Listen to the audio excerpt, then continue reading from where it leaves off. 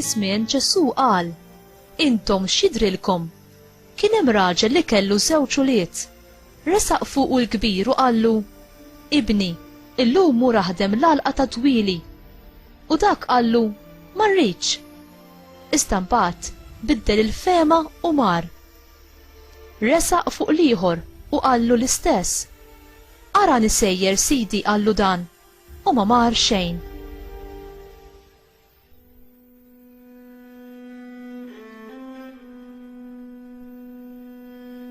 Min minnhom it-tnejn għamel kif ried il-missier?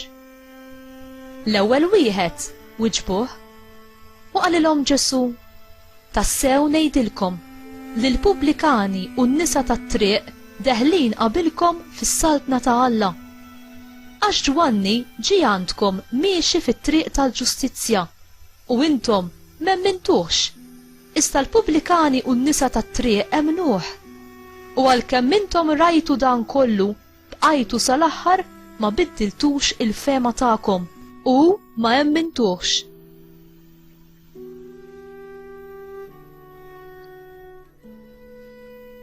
Il-kelma tal-mulej, tifħir lilek Kristu.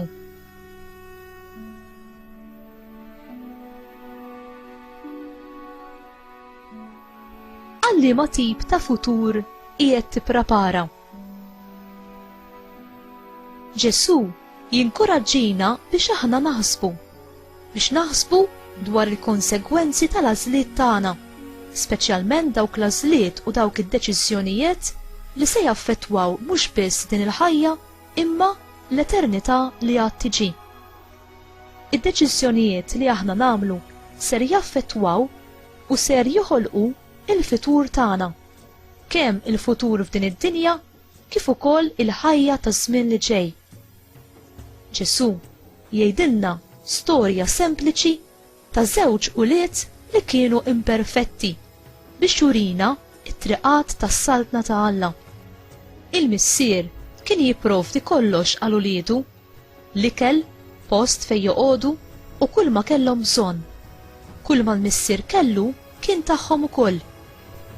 Il-missier kien ukoll iħallasom tajjeb tal-ħidma li kienu jwettqu fil-għalqa ta' dwili tiegħu. Kull ma stenna minnhom kien li juru gratitudni, lealtà u onur għal dak li kien jagħmel għalihom permezz tal-ħidma tagħhom. Liben li kien ribellus qal lill-missieru f'wiċċu li hu ma rridx jagħmel dan ix-xogħol, imma wara biddel ħsiebu u mar jagħmel dak li kien ikkmandah missieru.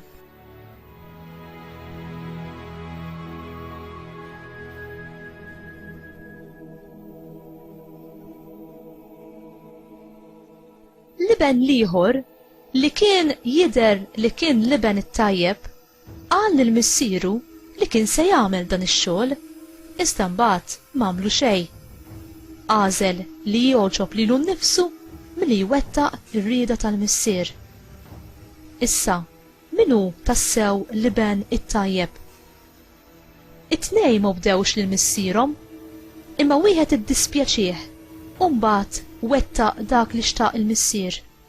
U l-ieħor der minn barra li kien tajjeb imma fir-realtà ma wettaqx dak li rid minnu l-missier.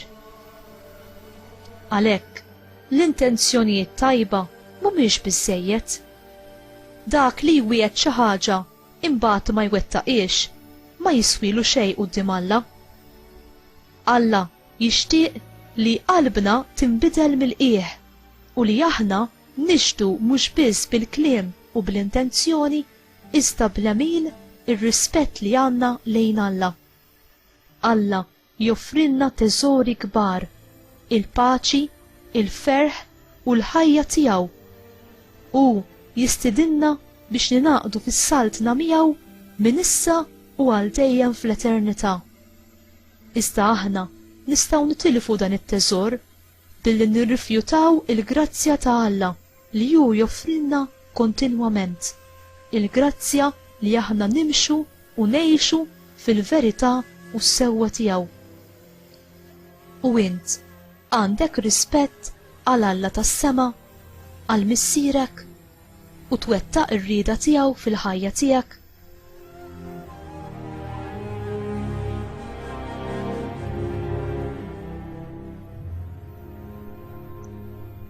Mulej Ġesu, biddel lil qalbi, ħalli l-unika xewqa tiegħi tkun dik li noġob lilek. Għażiża Marija, Om ħelwa tiegħi, fik impoġġi it-tama tiegħi.